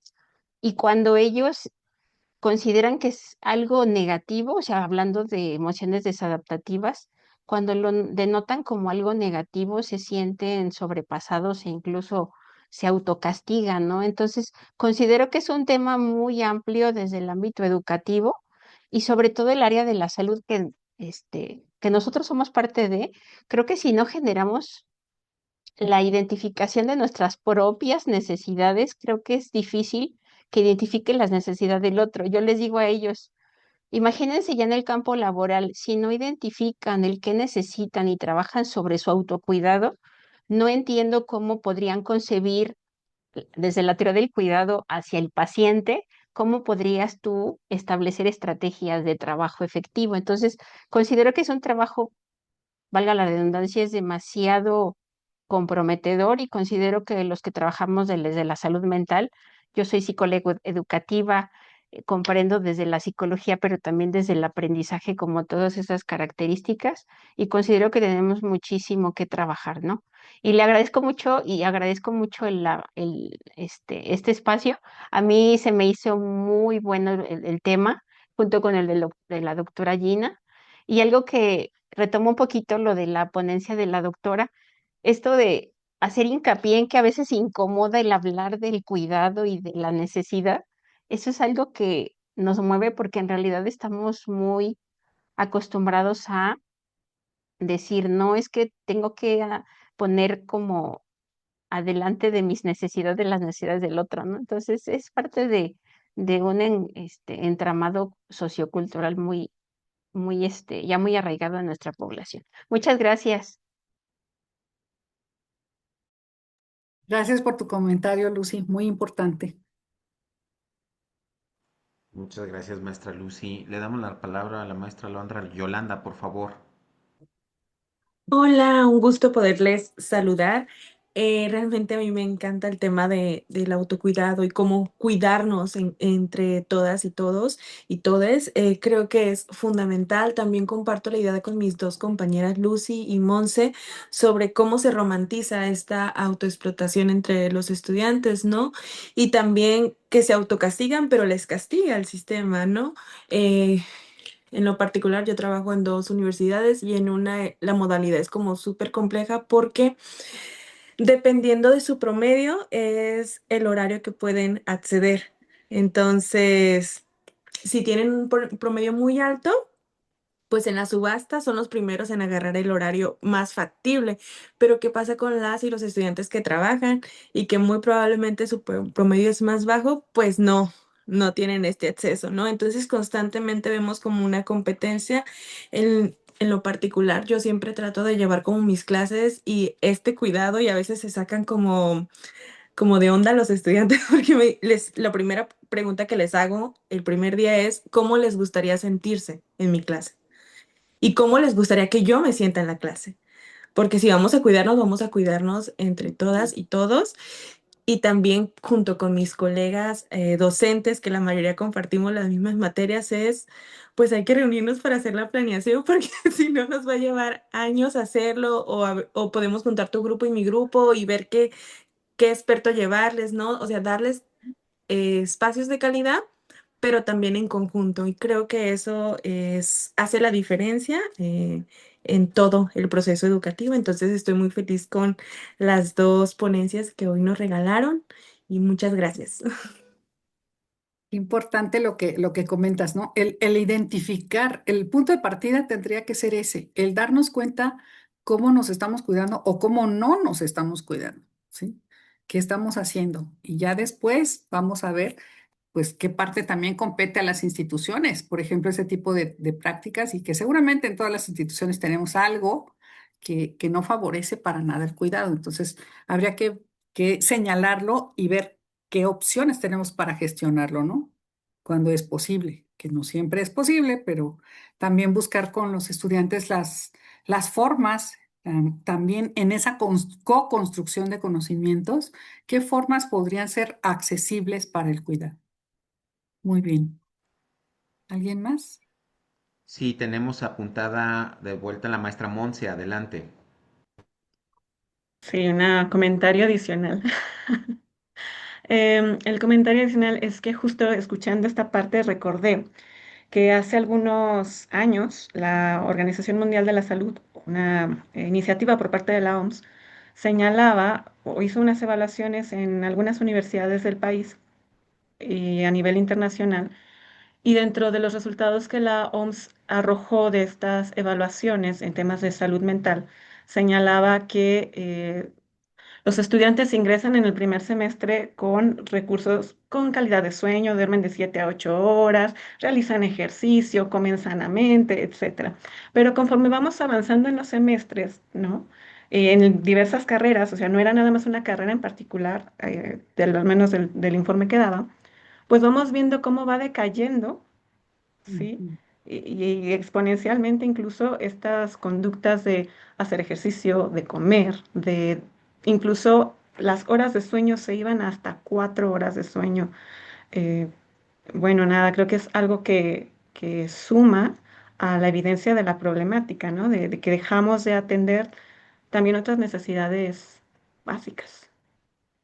Sí, nada, claro. era algo adicional. Qué importante, gracias Brenda. Pues sí, tienes razón, el insomnio. O sea, a veces no es que no tengas el tiempo, sino que estás ahí en la cama, pero dando mil vueltas y como no se acaba de terminar de procesar, ¿no? Ahí sigue el motor trabajando.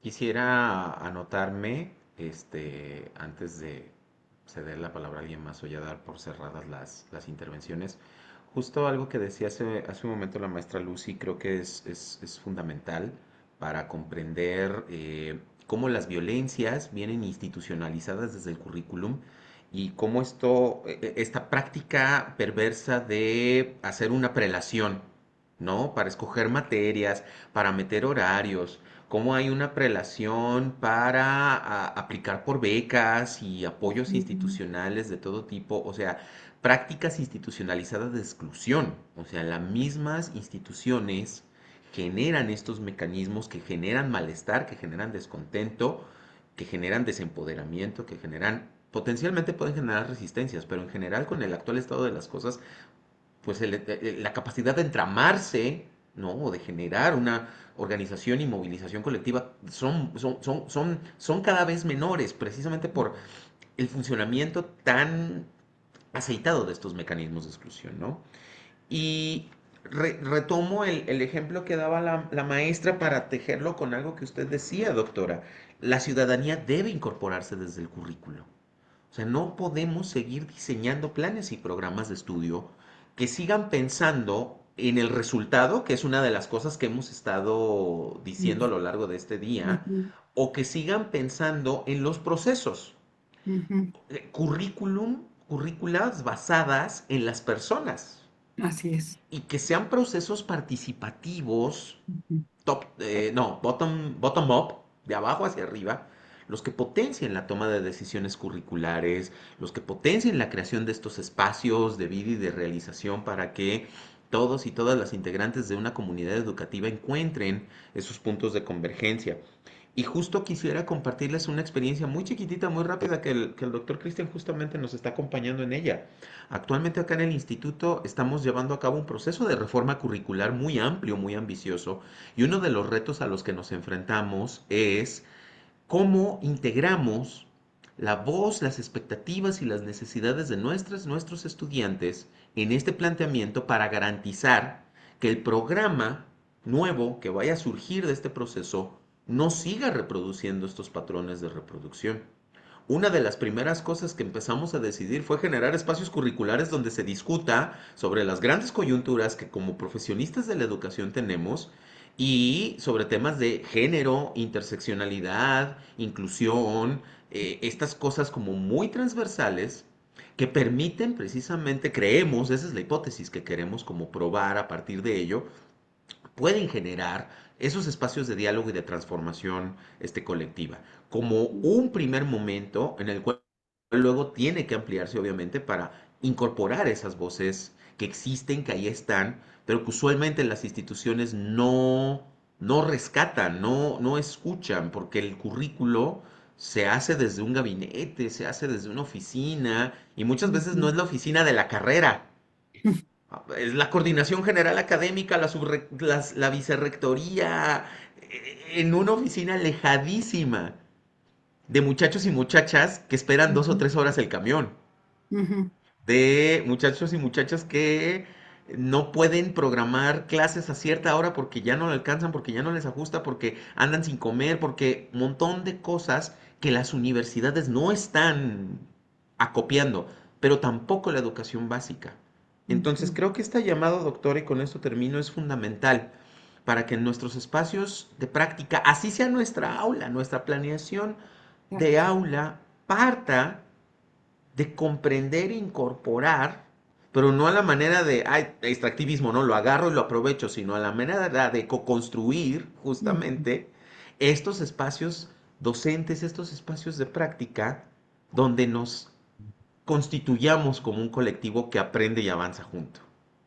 Muchas gracias. Así es, muy importante su reflexión, doctor. Muchas gracias. Tenemos apuntada a la maestra Bere Tejeda. Adelante, por favor. Hola, buenas tardes, los saludo con gusto a todos. Yo justamente ahorita que escuchaba tanto la ponencia de la doctora Georgina y la doctora Lourdes, recordaba una charla que tuvimos por la mañana en sala de profes durante el desayuno con compañeros docentes que impartimos justamente también la misma asignatura en un centro universitario. ¿Cómo podemos llegar a poblaciones que no tienen el privilegio de estar dentro de una comunidad universitaria?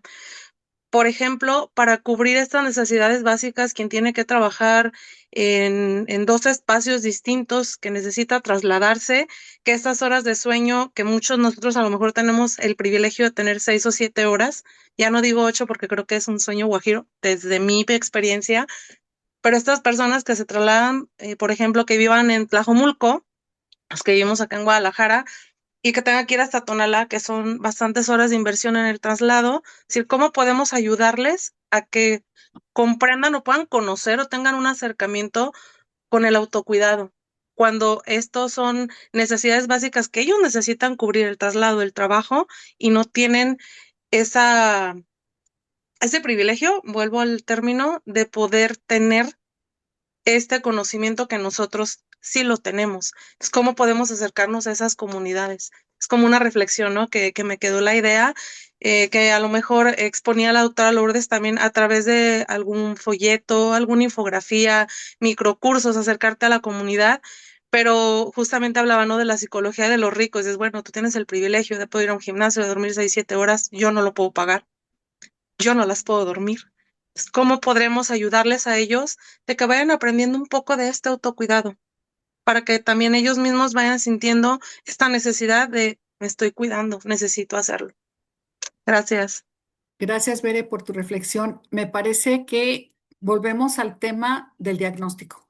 Yo creo que para poder ayudar a una comunidad, como dices tú, con determinadas características, pues lo primero sí es acercarnos y junto con estas personas ir identificando cuáles son las situaciones que están viviendo que no les dan calidad de vida, que implican que no se están cuidando, y desde ahí poder delimitar con ellos mismos y con ellas mismas qué está en su mano poder ajustar o modificar y qué no. Y dentro de eso las mismas personas van a ir pensando, no es que nosotros tengamos, ya aquí están los folletos y ya con esto ya no. Yo creo que eso es parte de ese proceso de construcción de comunidad. Lamentablemente a veces no tenemos las condiciones para poder hacerlo. O sea, nuestra misma condición de vida, no podemos ir a esas comunidades. Pero cuando hay posibilidades, sí sería importante igual pensar en qué alternativas existen a nivel de gobierno, de centros comunitarios, de, no sé, por ejemplo, bueno, en este momento estoy en la Ciudad de México y acá se manejan las utopías, ¿no? Como un espacio en el que se ha intentado acercar a las áreas como con mayor necesidad, sobre todo, ciertos servicios, ¿no? Que en algunos casos incluso son deportivos, son albercas y todo esto es gratuito. Entonces, ver qué existe en su entorno que pueda favorecerles, ¿no? Entonces, todo eso es lo que no le podemos dar no hay una receta, ni podemos desde afuera decir, haz esto, esto es así como la fórmula mágica. No, tendríamos que co-construir con las personas. Nuevamente, me parece que tendría que ser un poco por ahí el camino.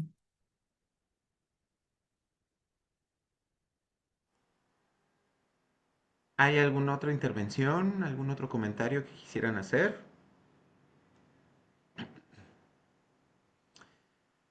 Pues si no, creo que podemos entonces ir cerrando. Agradecemos muchísimo, doctora Lulú Vargas Garduño, por su muy interesante ponencia. Definitivamente es más que una invitación, es una incitación. O sea, Ujú, ujú. ejerzcamos, apliquemos e invitemos a Así es. construir estas comunidades más amplias, más diversas, más incluyentes. Muchísimas gracias a todas por sus comentarios y pues por mi parte sería todo. Les cedo la palabra a mis compañeras y compañero coordinador para dar continuidad o cierre a esta jornada. Muchas gracias. Pues muchísimas gracias, doctor. Muchas gracias a la doctora Lulú, muchísimas gracias a la doctora Gina. Siempre es un gusto contar con su apoyo. Y bueno, este tipo de trabajos interinstitucionales, que en esta ocasión literalmente se amplía la interinstitucionalidad, precisamente permiten enriquecer, creo que todos y cada uno de los comentarios de las exposiciones que se llevaron a cabo permiten precisamente fortalecer y coincido con lo que dice el doctor Orión, nos incita y nos permite repensar, que creo que a veces es sumamente relevante, el hecho de que venimos haciendo o llevando a cabo ciertas acciones que son repetitivas y nunca tomemos ese tiempo para repensar, reflexionar sobre qué estamos haciendo. Y precisamente eso es lo que permite enriquecer este tipo de jornadas. Bueno, en este caso, pues agradecemos a todas y cada una de las instituciones que participamos, que formamos parte del doctorado, al ICIDEN, que siempre es un gusto colaborar. Doctora Lucy, doctor Orión, muchísimas gracias por su apoyo en la coordinación, la gestión, la presentación y obviamente pues también a la doctora Lulú y también a la doctora Gina, muchísimas gracias a todos y cada una de las y los estudiantes que nos acompañan, a las comunidades de ICIDEN, a las comunidades del DIP, pues es fundamental, ¿no? Y esperemos, como se mencionaba al inicio, seguir colaborando, seguir haciendo más acciones que precisamente permitan fortalecer. En sentido, me gustaría también, doctora Ana, doctora Lucy, no veo a la doctora Vero, pero bueno, creo que el doctor Oriol nos podría ahí a dar algunas palabras. Pues me gustaría en este caso que a ustedes les tocó precisamente gestionar la parte de las ponentes, si nos pudieran brindar unas pequeñas palabras en torno a esto, pues para también ya darle cierre al evento y pues agradecer, ¿sí? Quien guste, doctora. Bueno, pues si quieren yo y luego ya cierras, Lucy. Bueno, pues yo encantada de escucharles, de pensar estos temas que hoy pues tienen vigencia, como ponía alguien en el chat, ¿no? El tema de esta profesora estas profesoras que fueron baleadas por un estudiante, pues da un movimiento de cabeza, donde pues decimos, ¿qué pasó, no? O sea, no, nos desubicamos y vemos que pues este clima de violencia y pues otras condiciones en las familias, en las dinámicas, de interacción cotidiana, en los barrios, en las colonias, en las comunidades, pues no hay esa contención, ¿no? Como dice este famoso según proverbio africano, ¿no? De un grupo de África, no sé de qué cultura, realmente uno, pues, una ya no sabe si sí es cierto esta cosa que circula, pero es bello, ¿no? Y también movedor de que, pues, si el pequeño no es abrazado en la infancia, de adulto, pues, quemará la aldea, ¿no? Abrazará a la aldea. Entonces, bueno, pues son ideas terribles, pero sí ver a esas niñas y niños, a esos jóvenes, esas adolescencias que hoy pues tienen sufrimientos acumulados, duelos, condiciones que no les permiten vivir adecuadamente y cómo todo eso llega al aula y cómo nosotras pues no, en ocasiones no sabemos cómo enfrentar toda esa situación y esa asimetría de la que yo siempre hablo, ¿no? O sea, cómo lograr que minimizarla, ¿no? De manera que no sea tan fuerte, esa autoridad, pero que al mismo tiempo, pues sí guíe, ¿no? O sea, como se piensa en los temas en educación especial, ¿no? O sea, qué tanto apoyo necesita una persona y en función de eso, pues, qué tanta autonomía puede tener, ¿no? Entonces, yo creo que cómo ir generando esa autonomía progresiva, esa capacidad que tenemos los seres humanos de ser autónomos, pero al mismo tiempo que se sientan apoyados, ¿no? Sí, realmente es conmovedor lo que está sucediendo hoy y estos temas pues también nos mueven a pensar. Muchas gracias, doctora Gina. Gracias, doctora Lulú. Y bueno, pues qué bueno esta iniciativa y esperemos la siguiente escuchar otras propuestas y pues un gusto conocerle, doctor Orión, y a la doctora Vero, y pues gracias a todo el grupo, a todo el colectivo que asistieron por sus preguntas, y gracias a la Secretaría Técnica, doctor Israel, por acompañar estas iniciativas. Al contrario, doctora, muchísimas gracias. Y bueno, doctora Lucy, doctor Orión, quien guste.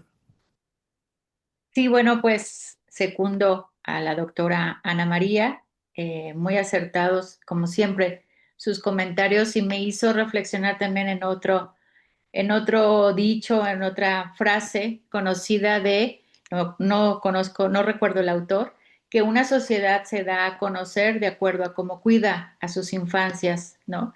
Y en este caso yo agregaría que cómo nos damos a conocer en cómo nos cuidamos, ¿no? No solamente las infancias, sino en general, ¿no?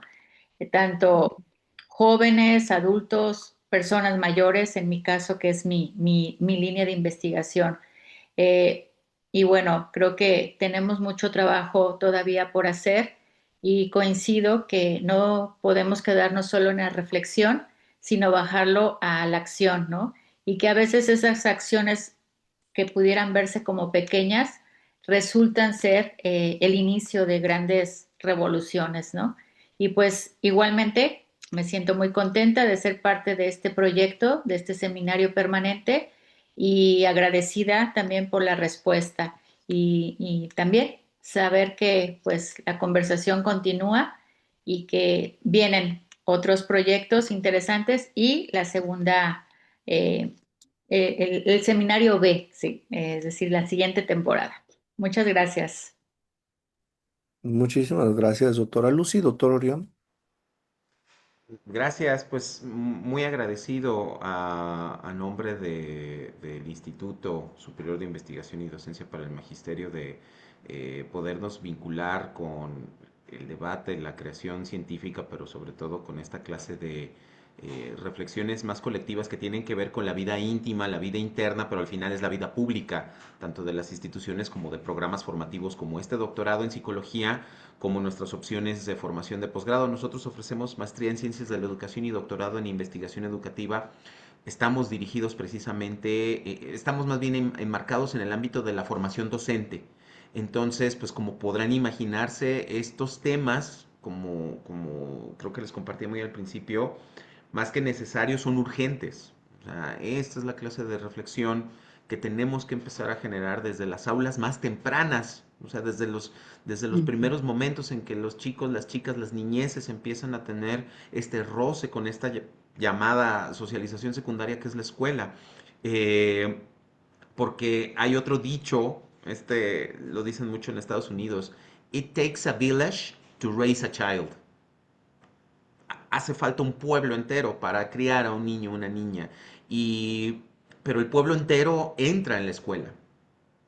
Todo, las necesidades, las expectativas, los miedos, las frustraciones, todo entra en la escuela.